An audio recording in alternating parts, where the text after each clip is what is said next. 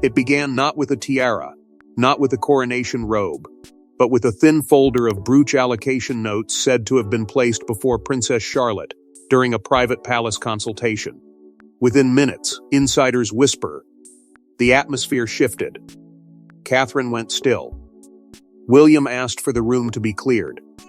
And Princess Anne, the monarchy's iron sentinel, was quietly summoned. Before we go deeper into what this really means for the royal family, make sure to subscribe so you don't miss a single update. Reports suggest the meeting had originally been described in the gentlest possible terms. A quiet lesson in royal history. A private moment of legacy education for a young princess growing into the long shadow of the crown. Nothing ceremonial. Nothing public. Nothing meant to stir the ancient machinery of palace suspicion. Princess Charlotte, according to those familiar with the mood inside the household, was not being presented with jewels to claim, nor being trained in glamour.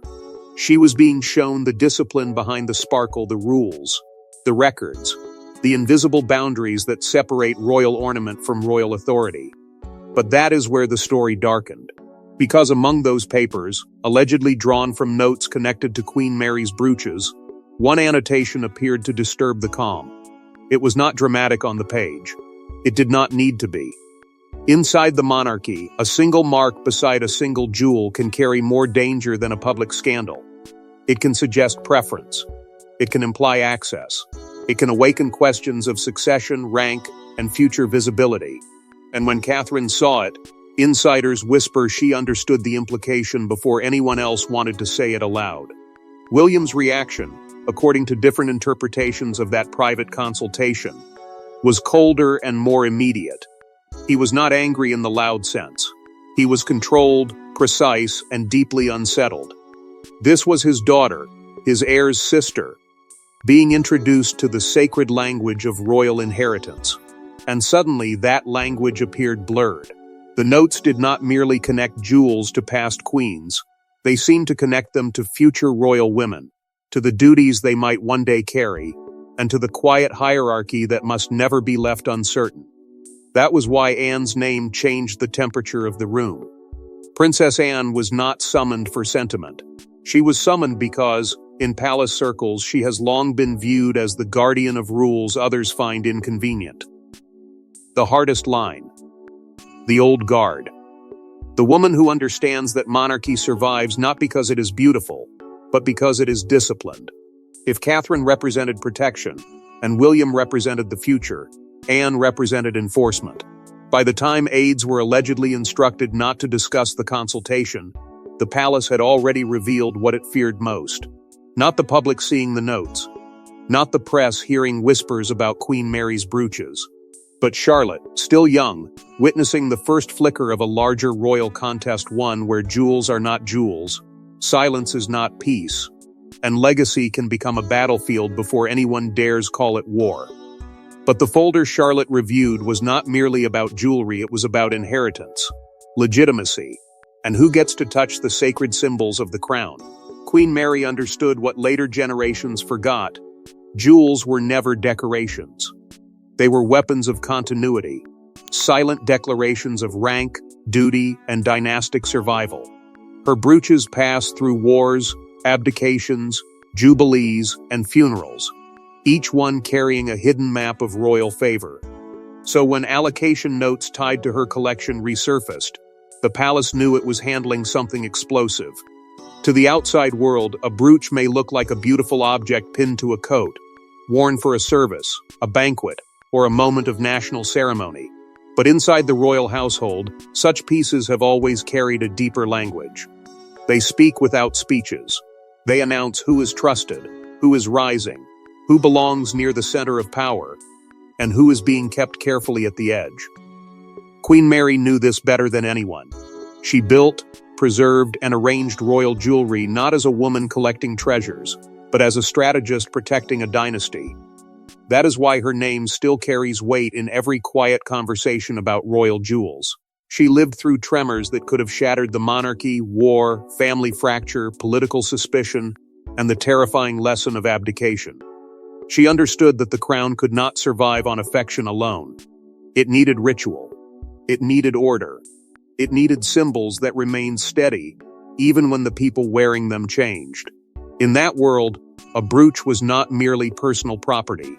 It was part of the monarchy's silent constitution.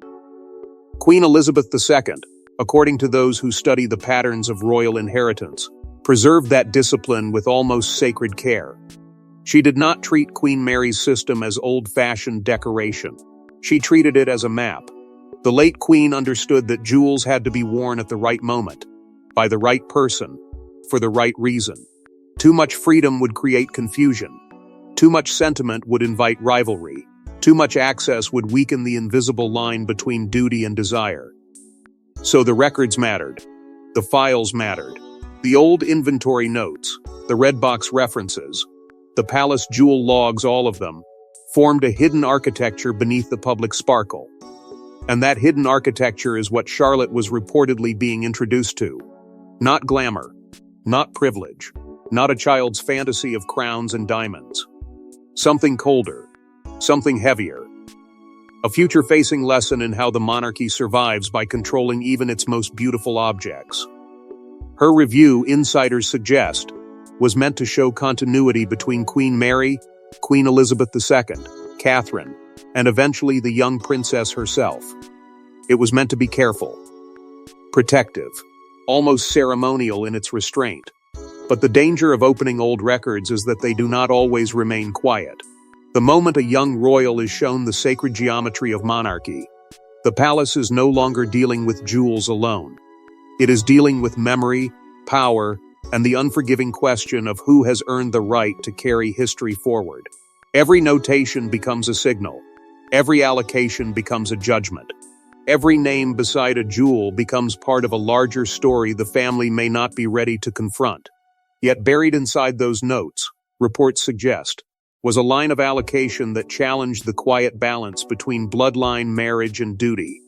The tension reportedly sharpened when Charlotte paused over a notation that senior aides had hoped would pass unnoticed.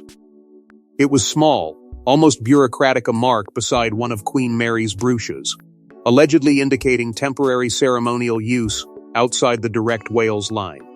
To most eyes, it meant nothing. To Catherine, William, and Anne, it may have meant everything. There are moments inside royal life when danger does not enter loudly. It does not arrive through scandal, confrontation, or public humiliation.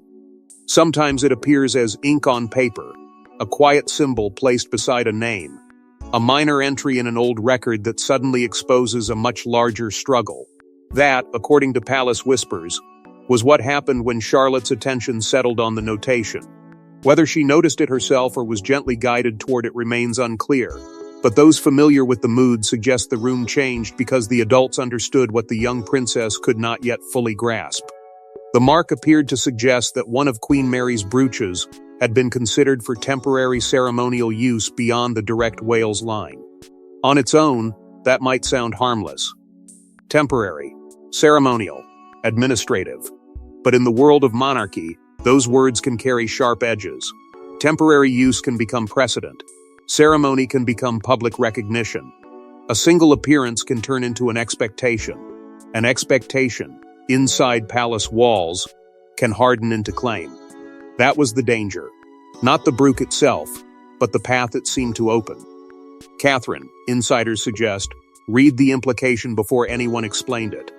Her silence was not confusion. It was calculation, restraint, and perhaps a mother's instinct tightening around her daughter. Charlotte had been brought into that room to learn continuity, not to witness uncertainty. She was supposed to see how royal women inherit duty through discipline, not how symbols can be pulled into private battles over access and influence. For Catherine, the concern was not only institutional, it was personal. Her daughter was being shown the machinery of legacy at the exact moment that machinery appeared vulnerable. William's response reportedly cut through the quiet. He wanted to know whether the notation had been approved by Queen Elizabeth II, because that question carried the full weight of royal legitimacy. If the late Queen had sanctioned it, then it belonged to the old order. If she had not, then something far more troubling had occurred. The palace could tolerate ambiguity and gossip. It could survive rumors in newspapers. But ambiguity inside allocation records tied to Queen Mary's jewels was different. That was not noise from outside the gates. That was uncertainty inside the vault. Then came Anne. And Anne, according to those who understand her style, did not treat the notation as a misunderstanding to be gently ignored. She treated it as a breach until proven otherwise, not because she wanted conflict, but because the monarchy cannot afford casualness around its own symbols. Staff were reportedly divided. Some believed the mark was clerical, a harmless administrative trace from an earlier discussion. Others feared it was deliberate, the kind of quiet palace maneuver that only becomes visible when someone finally reads the fine print. And once Anne saw the annotation, the consultation stopped being educational, it became an audit. No one inside the palace, sources suggest, dared accuse anyone outright. But the whispers turned toward the queen consort's household, where jewel access had long been a matter of etiquette, symbolism, and survival. In royal life, a brooch is never just a brooch. It is permission. It is proximity. It is a public signal that history has opened its doors. And that was why the annotation became so dangerous. Not because it named a scandal, not because it proved a plot, but because, in the icy language of palace power, it raised a question no one wanted spoken in front of Charlotte, who was being positioned close enough to the old jewels to borrow the authority attached to them. Some interpretations suggest the mark may have been harmless, a leftover note from a previous ceremonial discussion, the kind of clerical shadow that appears in ancient institutions where files travel through too many hands. But others inside the royal orbit reportedly saw something sharper. They saw movement. Quiet movement. The kind that happens before the public ever knows a battle has begun. The queen consort's household, according to palace whispers, had every reason to guard its place carefully. In a reign shaped by illness, transition, and the looming strength of the Wales family, every symbol mattered. Seating mattered. Invitations mattered. Which jewels appeared on which woman at which service mattered. Nothing was accidental, because the monarchy has always spoken through signs long before it speaks through statements. A Queen Mary brooch worn at the right moment could soften boundaries. It could suggest unity. It could also suggest influence. That was the debate that reportedly began moving through the corridors with dangerous speed. Should pieces connected to Queen Mary remain centered around the direct line of future queens and princesses, guarded for Catherine and one day for Charlotte? Or could temporary ceremonial use be extended more broadly in the name of family harmony, modern flexibility, and royal diplomacy? On paper, the question sounded polite. Inside the palace, it was explosive. Because behind every polite phrase sat the older truth: once access is granted, it is very difficult to take back without humiliation. Catherine's response, according to those familiar with her style, was restraint. She did not turn the moment into confrontation. She did not appear to demand punishment or public correction. Her power was quieter than that. She understood that if the Wales line reacted emotionally, the issue could be twisted into personal jealousy or youthful protectiveness. So she waited. She allowed Anne to read the room. She allowed William to ask the questions that mattered. And all the while, Charlotte remained at the center of a drama she had never asked to enter. That may be the most unsettling part of the entire episode. The adults could cloak the matter in protocol, history, and ceremonial language. But Charlotte had been present when the mask slipped. She had been shown that royal inheritance is not only about what is passed down, but about what is defended, withheld, challenged, and quietly fought over. A lesson intended to teach continuity had exposed tension. A folder meant to explain duty had revealed power.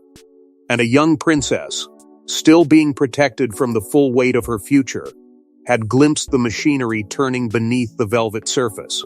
But the true shock was not who may have wanted access, it was that Charlotte, still so young, had been shown the machinery behind the monarchy's most guarded symbols. Princess Charlotte did not ask to become a symbol.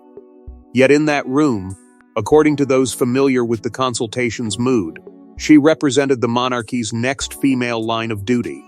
Disciplined, visible, and quietly prepared. Catherine reportedly watched her daughter absorb the moment with unusual composure. William, more protective, saw something else: the end of childhood innocence inside palace walls. For Catherine, the consultation had never been meant to feel heavy. It was supposed to be careful, almost gentle. A controlled introduction to the idea that royal history does not simply sit in books or glass cases. It lives in choices. It lives in names written beside jewels. It lives in the quiet understanding that one day, a young princess may be expected to carry symbols she did not choose, under rules she did not create, before a nation that will read meaning into every gesture. Catherine, insiders suggest, wanted Charlotte to understand that world without being crushed by it. That is the delicate line every royal parent must walk, preparing a child for duty while protecting the child from the cost of duty. And in that moment, the line appeared to blur. Charlotte was no longer merely learning about Queen Mary's brooches as pieces of family history. She was standing near the edge of something far older and colder, the idea that royal women inherit not just beauty, but burden. They inherit scrutiny. They inherit expectation. They inherit the obligation to become calm when everyone else is watching for weakness. William, according to palace whispers, felt that danger more sharply. He has spent much of his adult life understanding what happens when childhood is consumed by institution, grief, headlines, and pressure. So to see Charlotte drawn even indirectly into a debate over allocation and legitimacy reportedly unsettled him in a deeply personal way. This was not just about a brooch. It was about timing, about boundaries, about whether the monarchy, in its hunger to preserve itself, sometimes asks too much of those born into its walls before they are old enough to refuse. Anne, however, was said to see the matter differently. Not coldly, but with the unforgiving realism of someone who has lived a lifetime inside royal service. To Anne, preparation was not cruelty. Ignorance was the greater danger. A princess protected from the truth of monarchy might one day be wounded by it. A princess taught early that every symbol has rules, every privilege has a price, and every inheritance has enemies may be stronger when the storm finally reaches her. In Anne's world, duty was not softened for comfort. It was sharpened for survival. And that is why Queen Mary's brooches became more than objects in a file. They became a bridge between women separated by generations but linked by discipline. Queen Mary, who understood the power of symbols. Queen Elizabeth II, who preserved them with silence and restraint. Catherine, who carried them with careful dignity. And Charlotte, who may one day be asked to understand their weight before the world ever sees her wearing them. The Wales family, in this interpretation, stood not as claimants chasing grandeur, but as custodians trying to prevent confusion from becoming precedent. The tragedy was that Charlotte's composure made the moment even more painful. She reportedly did not panic. She did not make the matter larger than it was. She simply absorbed what was placed before her, and in doing so reminded the adults that the future of the monarchy was not abstract. It had a name. It had a young face. It had to be protected from both ambition and carelessness. That was when the palace's old guard allegedly decided the matter could not remain inside one private room. By evening, insiders whisper, Princess Anne had begun what one courtier called the Mary Protocol, a quiet but unforgiving review of jewel access, allocation authority, and ceremonial permissions. There were no raised voices, no public statements, no visible confrontation, just emails, inventories, locked cabinets, and the terrifying efficiency of royal bureaucracy when awakened by a perceived threat. That is the part of monarchy the public rarely sees. Not the balcony, not the procession, not the softened language of family unity. Beneath all of that sits an institution built on records, signatures, permissions, and rules so old they feel almost untouchable. And when Anne moved, she did not move like someone chasing gossip. She moved like someone defending a breach in the wall. Reports suggest the first step was not accusation, but verification. Who had handled the notes, who had approved the wording, who had access to the relevant jewel logs, and whether any temporary allocation had ever been formally cleared through the late Queen's established system. Prince Edward was reportedly drawn into the review because, in moments like this, he is useful in the way quiet royals often are. He understands the fine print. He does not need spectacle to be effective. Alongside Anne, he allegedly examined the allocation language with the careful patience of someone looking not for drama, but for authority. Was the disputed mark an administrative mistake, a draft note, a ceremonial suggestion, or something more deliberate, placed in the records with enough softness to be denied, but enough meaning to matter later? Then came the old weapons of palace order: red box references, inventory trails, handwritten instructions, and the long shadow of Queen Elizabeth II. Her presence, even in absence, reportedly became the standard against which everything was measured. If the late Queen had left guidance, it had to be honored. If her system had been bypassed even quietly, then the matter was no longer about taste or family preference. It became a question of obedience. And inside the House of Windsor, obedience to the old sovereign's legacy is not sentiment. It is law by another name. The jewel room permissions were said to be quietly reassessed. Not dramatically, not with doors slammed shut, but with the colder force of restricted access, narrowed approvals, and renewed oversight. Palace administrative streams, from household offices to ceremonial planning channels, allegedly began receiving careful reminders that historic pieces connected to Queen Mary could not be treated as flexible ornaments for convenience. They belonged to a chain of duty. They carried a message. And messages, once mishandled, can fracture the entire illusion of unity. William's support reportedly gave the review its future-facing weight. Anne could protect the rules, Edward could examine the documents. But William represented what those rules were meant to guard. His concern was not simply that a brooch might appear on the wrong coat at the wrong ceremony.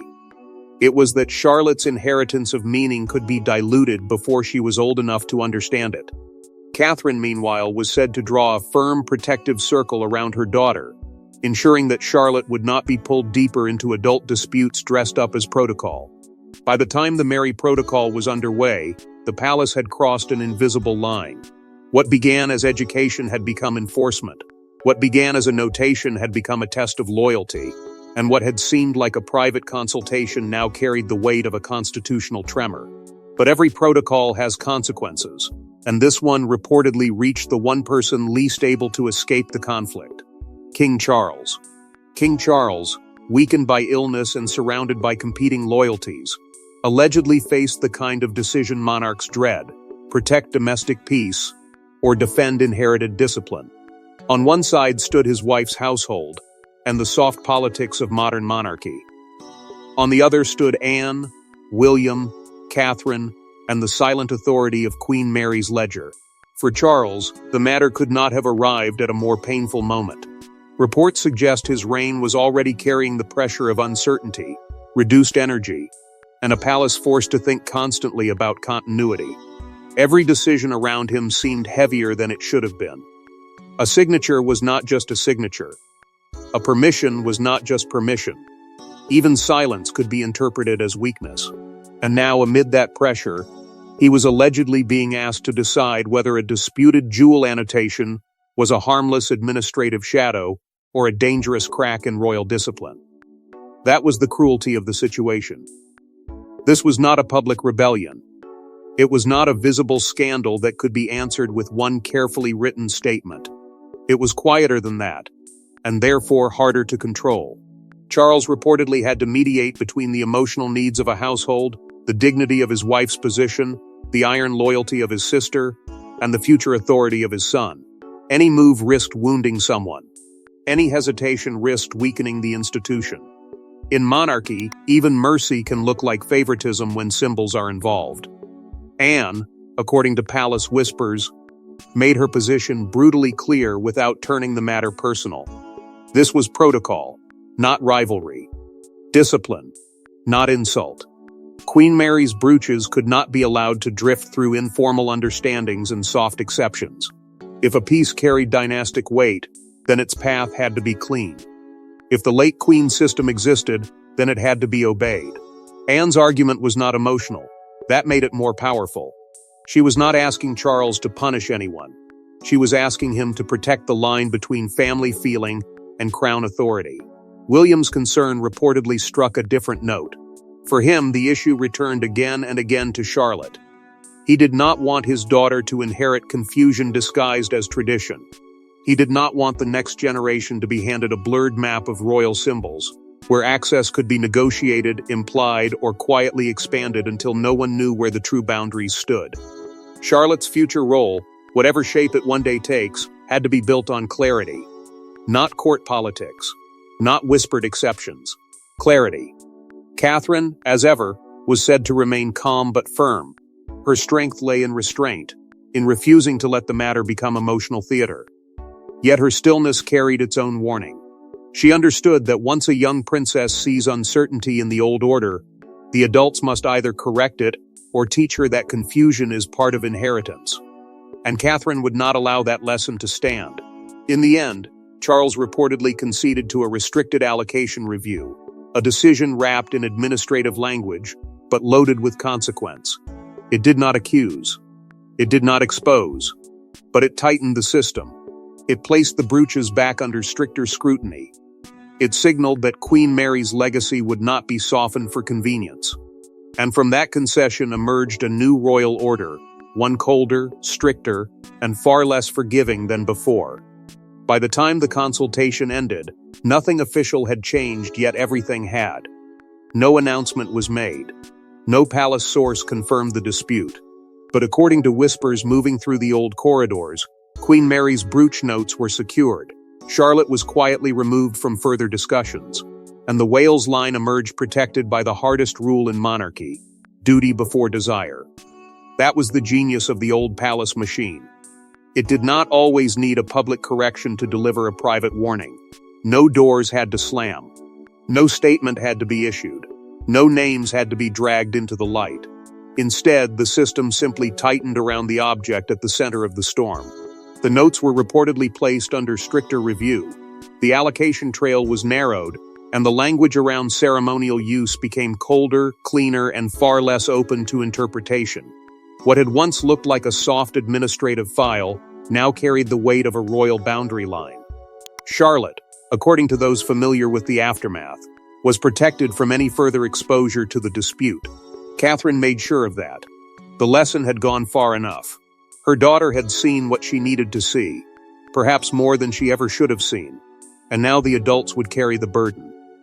That was Catherine's quiet strength in its purest form.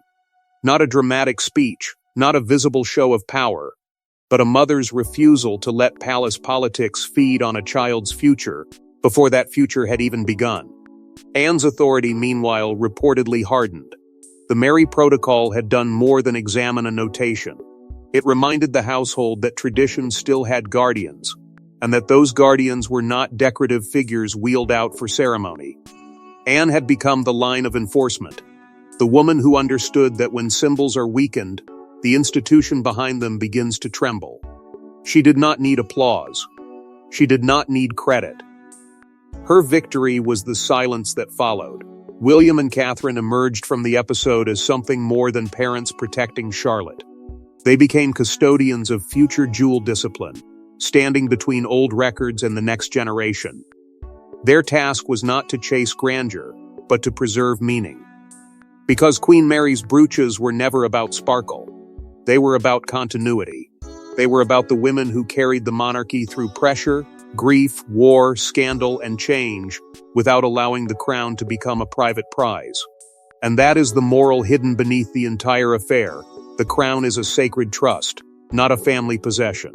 Its jewels do not belong to ambition. Its history does not bend for convenience. Its symbols cannot be passed around as tokens of comfort, favor, or quiet influence. They must be earned through service, guarded through discipline, and carried only by those who understand that monarchy is not a costume. It is a burden. So the palace returned to silence. The whispers faded, the doors closed, and the official world pretended nothing had happened. But somewhere inside that silence, Queen Mary's brooch rested in darkness, untouched, waiting for the next woman worthy not of wearing it, but of carrying its weight. Thanks for watching. Please don't forget to like and subscribe, and we will see you in next one.